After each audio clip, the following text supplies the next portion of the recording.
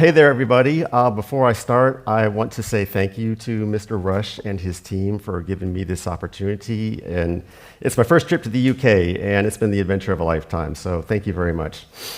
My talk is called Don't Let Time Zones Ruin Your Day or Days. I'm going to tell you the very sad story of how I got into so much trouble with dealing with time zones with my app and how I got myself out of that trouble. I'm also going to give you some tips and tools for dealing with time zones and tell you about general time zone weirdness. If you have any questions about what I'm going to present, here is a handy QR code where you can do that. If I'm not able to answer your question now, I will definitely make an effort to do so later afterwards. So first of all, who am I? My name is Chris. Hello. I'm actually a hobbyist developer, believe it or not. I, for the longest time, thought that I would like making iPhone apps, and it turns out I was right because I've been doing it since 2017. Things really took off for me in 2020 when I took Paul Hudson's free 100 Days of Swift UI course, and I instantly fell in love with it, so I actually call myself the Swift UI hobbyist now. I'm also one of the organizers of iOS Dev Happy Hour, which is a monthly online meetup, and we've been running continuously since 2020. And we also hold in-person events during DubDub. So if there's anybody out there, especially beginners, that are interested in checking us out, I'd encourage you to do so.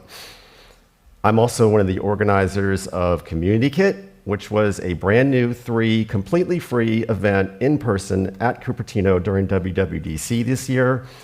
We wanted to bring the community together through things such as meetups, watch parties, and our crown jewel, which was the Indie App Fair, where indie app developers could show their wares to the public, and we're going to do it again next year. And if you couldn't tell from my attire, I am completely obsessed with theme parks. This photo of me was taken at Walt Disney World at Epcot during the Flower and Garden Festival. So I thought it'd be funny to start a time zone talk with this image that you might have seen on social media. It says, days since last time zone issue -1. And if you've dealt with time zones before, this image will make you either want to laugh or cry or both. So let's start off with some notable quotes.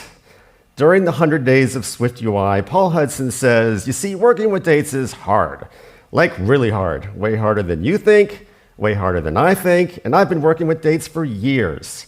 Now this quote, it actually made me raise an eyebrow when I read it, but I didn't really understand the gravity of it until it actually happened to me.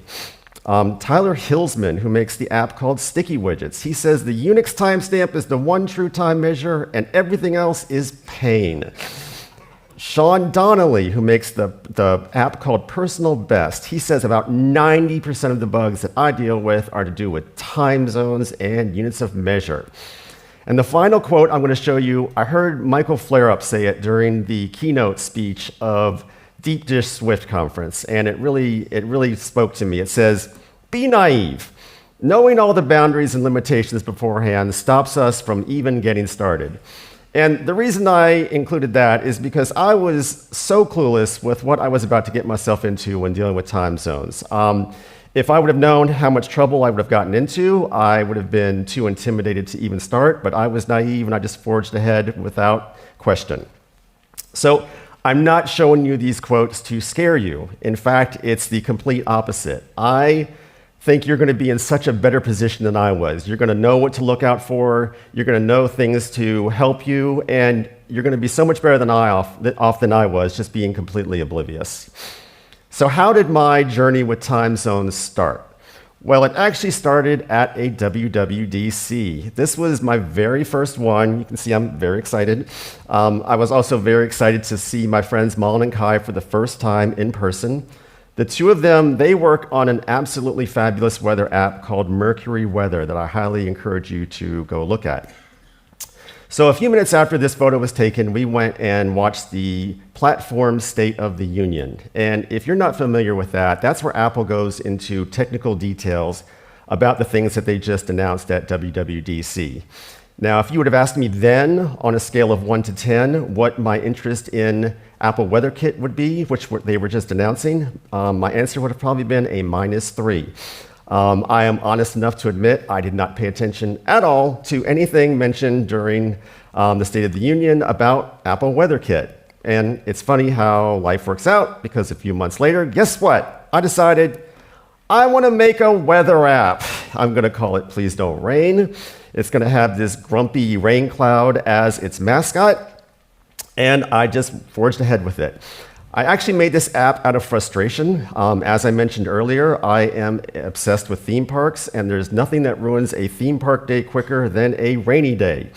So I found it incredibly clunky and cumbersome to look up whether it was going to rain on a particular day in a location that I did not live in. So I decided to write this. And if grumpy rain clouds are your thing, please find me later. I have stickers. So what's the scenario that we're dealing with when I made this app?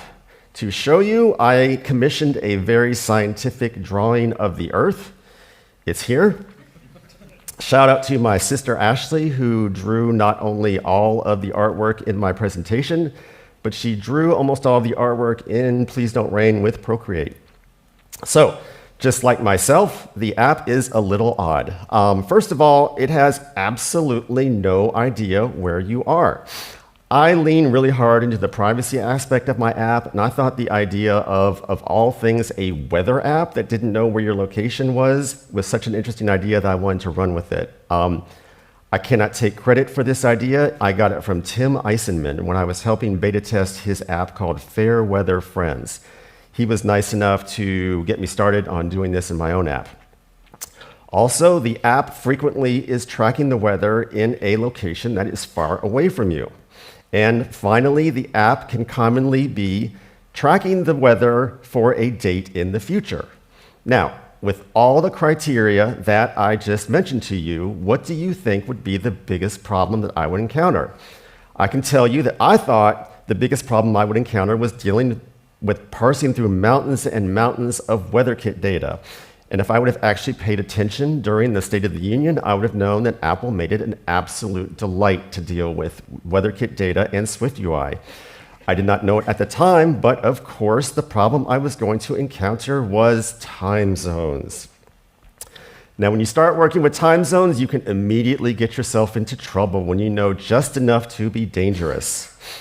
When you create a date property in Swift, what you're doing is capturing a moment in time that's independent of calendars and time zones. It's represented by a number of seconds since a point in time that we call a reference date. So, since you know you're dealing with seconds, it's logical to think, okay, there are 60 seconds in a minute, there's 60 minutes in an hour, and there's 24 hours in a day. So that must mean that there's 86,400 seconds in a day. So by knowing that, we can assign it to a property and use it. In WeatherKit, you can get the weather for 10 days total, which means the last day you can get the weather for is 9 days in the future. So if I wanted to figure out what that date was, all I have to do is multiply the number of seconds in a day, and then add that to the current time, which is in seconds. And then date lets us create a date property by passing in a date, which is that future date that we just created. Now, there's also another way that we could have done this. There are built-in calendar functions. This particular one lets you add a unit of your choice. In this case, it's a day. Specify a value, which is a 9, and what we're adding to, which is the current time. Now, if I was to run both of these right now, they would produce the exact same output, and you could be forgiven for thinking that they are the exact same thing. But one of them is already setting you up for pain and misery, and the other one is helping you in ways that you might not have thought of. The hero here is the built-in calendar function. You see, you were already in trouble when you assumed that a day is 86,400 seconds long, because we have things called leap seconds. I'm taking this off of a page called yourcalendricalfallacy.com, and it's run by Dave DeLong. And if you think you know a lot about date and time, look at this website and it'll humble you really quickly. So the built-in calendar function, it's saving you from things such as leap seconds, daylight savings time weirdness, locale weirdness. It is the hero. And luckily, I did not fall for this one. I knew to use the built-in calendar functions. So basically what I'm saying is avoid doing things manually when you can. Try to use the built-in tools that are available to you. When you start dealing with dates and you want to display what the contents of that date property is, you might be doing something like this, a simple print statement. And I know what many of you are thinking. Why isn't he accessing OS log with logger? I do use that also, but there are some scenarios where print shows you more data, and specifically with Apple WeatherKit, there are certain types that you can pass that work just fine with print, and they won't compile with logger. So just keep that in mind. But regardless of which one I use, the date's going to end up looking something like this. And if you're not used to this format, it can be very jarring. What is that? Especially the thing at the end. The thing at the end is the UTC offset.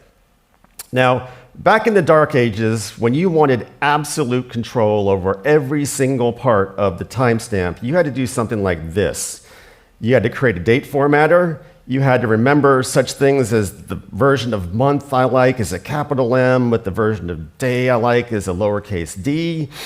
And I know a large portion of this audience is screaming internally because I put the month before the day. Please forgive me. That is the format that I'm used to, but I'm actually going to address that pretty quickly. So with this specific format that I have specified, the date would look like this, which somebody from the US is going to be used to. But mercifully, we do not have to deal with this anymore. With SwiftUI, we can do something like this if we want to control every aspect of the timestamp. The key here is the part that says .date time. That's what's called a date format style. And if you see below it, the parts are easily readable. You know, it makes sense which each part is. And if you look really closely, I have put the month in a very strange place, which is between the hour and the minute. I did that purposely to show that the order does not matter, and the system will properly format a timestamp that looks good for the user based on their locale settings. So for someone like me who's used to this, it looks like that. But for someone from Leeds, it's going to look like this. And everybody's happy, everybody wins. I talked about built-in calendar functions like this one, which will tell you when the day starts for a particular date. There's this one that we've seen, which lets you add to a date. And of course, you can use a minus value for going to the past. There's also this one, which lets you see if two dates are in the same day. There's also this one, which lets you extract something. In this case, I'm extracting the year from a date. So basically, what I'm telling you is that calendar has so many useful functions. For those of you that have dealt with Swift charts, you might be familiar with this. This is how you draw chart axis labels. This is all using the defaults. So for someone in the US, it would look like this, which if you've dealt with charts, you know this is way, way, way too verbose for a chart axis label. Luckily, we are allowed to change that a little bit and pass in a format using the date format style that I have shown you previously, and it would just look like 7 p.m. for someone in the US. Now, at this point, I'm thinking things are going great. The sun is shining, birds are singing, I can see the light in the tunnel, and I'm going to have a weather app on the App Store soon. Well, of all those code samples that I just showed you, which ones do you think caused me issues? Well, the answer actually is every single one of them. And the mood quickly shifted to this. See, the problem with dealing with time zones is that problems aren't always in your face and glaring. They can actually be quite subtle. As an example, the first problem I noticed was in my precipitation charts. And if you take a glance at this, initially everything seems great. There's a bar chart for every hour of the day. But if you zoom in, hold up, wait a minute. It's saying the day starts at 11 p.m. I was completely baffled. Malin and Kai were nice enough to get on a FaceTime call with me, and they confirmed what I had started to suspect, which was that I had not dealt with time zones properly in my code. So I had made an app that was heavily dependent on dates and time zones, and almost every single place where I was manipulating or displaying them, I was doing it incorrectly. In the US, we have a very specific term for the state I was in. It's called a dumpster fire. In the UK, I've been told a bloody mess would also suffice. But I'm stubborn and I refuse to give up, so I decided just to roll my sleeves up and fix the problem I was in. I write a lot about my development process on social media, and YouTuber Stuart Lynch, who I have actually learned a lot from, he remembered that I had wrote about this. And he reached out to me and said that he was making a weather app. And when he looked at the weather in his home city, everything was great. When he looked at the weather in Paris, the dates were not great. He had actually fallen into the same trap that I did, and I was able to help him, and I'll show you what I told him and how I fixed my own app. So let's fix this. First of all, you saw me mentioning calendar.current over and over again, but I never actually stopped to think what that actually meant. You see, calendar.current is going to use the time zone info from your device's settings. That's why my chart axis labels were incorrect. When it was midnight at the place I was tracking the weather for, it was actually 11 p.m. in my local time zone. So calendar.current is out and we're not using it anymore. And I do want to mention that with all the code that I'm showing in this presentation, the final slide of my presentation has a QR code that points to detailed blog posts and a repository with code examples for all of this. So to fix this, the first thing we're going to do is we're going to create our own time zone. For a simple example, I'm hard coding it to the time zone that seems appropriate for Leeds, with a little nil coalescing in case the operation fails. I'm also going to hard code it just to be a UK calendar. In a real world example, you'd probably want to put this inside of an observable or inject the calendar into the environment. But again, this is just for example purposes only. And you'd probably not also necessarily want to hard code the calendar to be Gregorian, but this is just an example. And just to note, in iOS 26, Apple added a support for a lot more calendars. But the real key here is that I am telling this calendar to use the custom time zone that I just created. So before, where we used calendar.current to determine the start of day, that is out, and now we use our custom our custom calendar.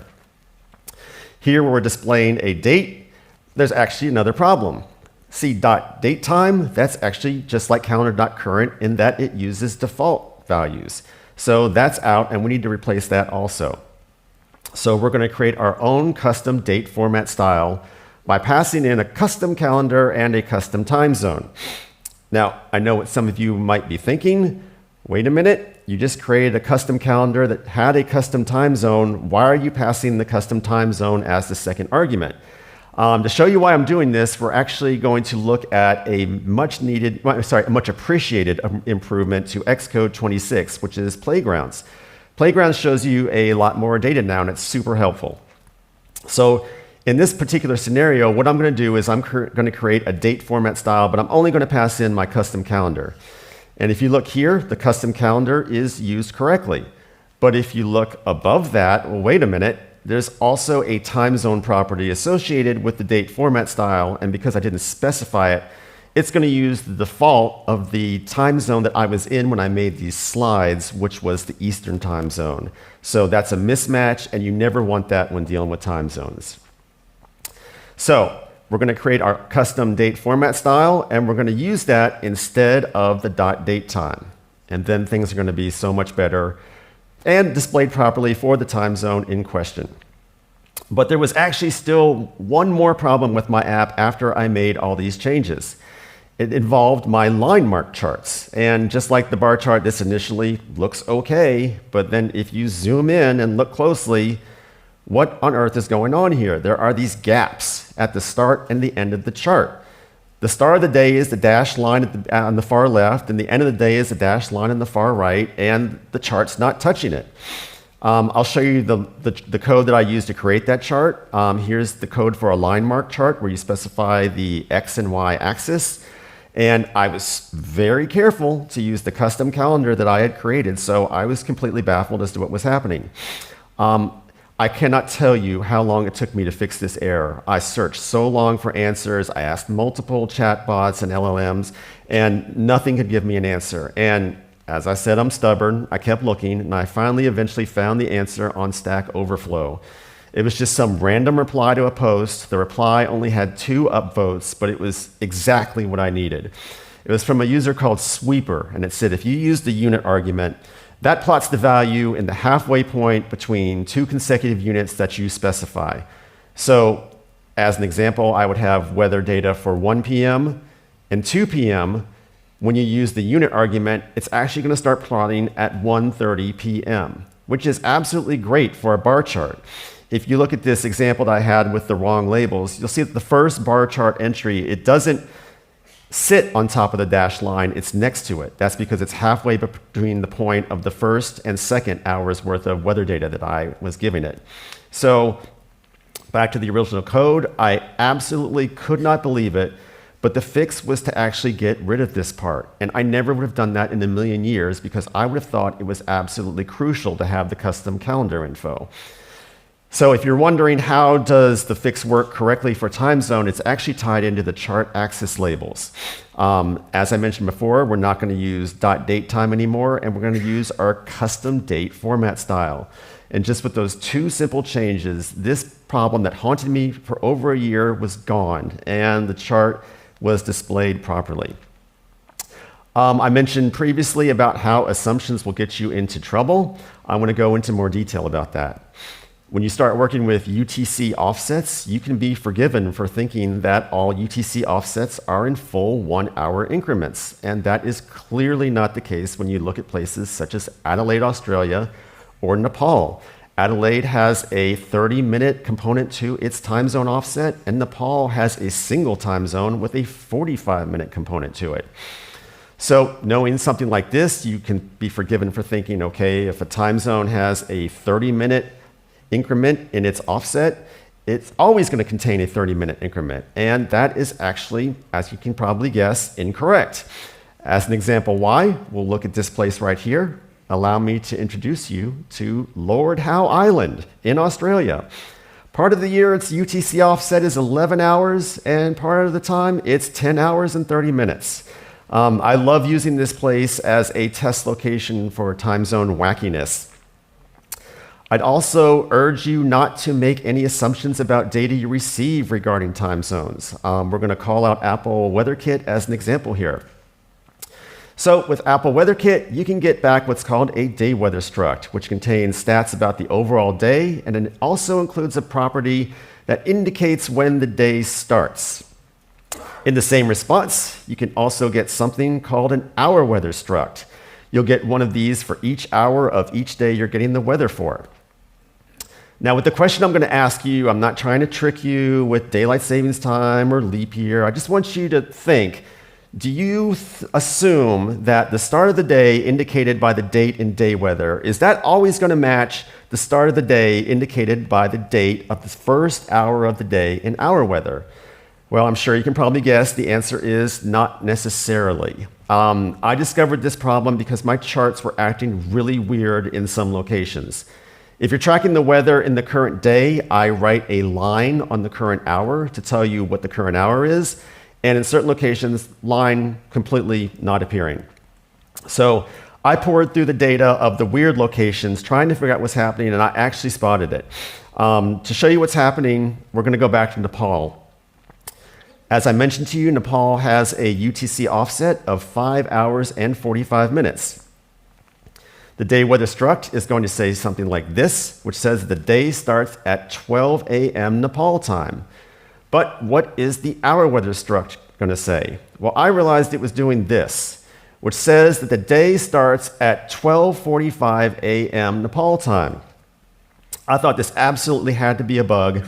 I filed feedback to Apple, and they closed it and said that it was working as designed. I couldn't let this one go, and I wrote on the developer forum saying, please help me understand how this is the desired behavior, because this seems very wrong to me. I don't understand why this is what you would want.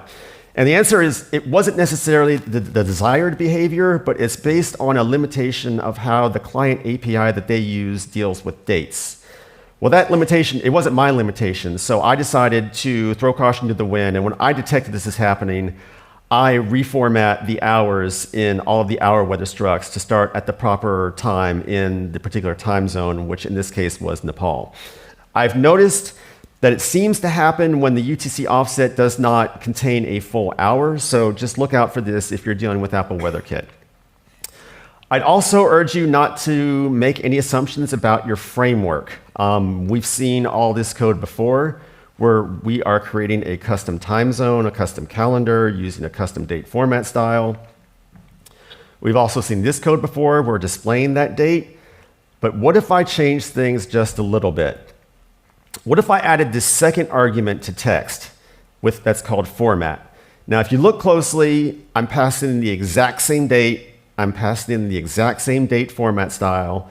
Would you assume that these two are always going to produce the same output? I did, and the answer, as you can probably guess, is not necessarily. You see, the second one, what it does is it ignores the time zone information that you pass in, and it gets it from the environment instead.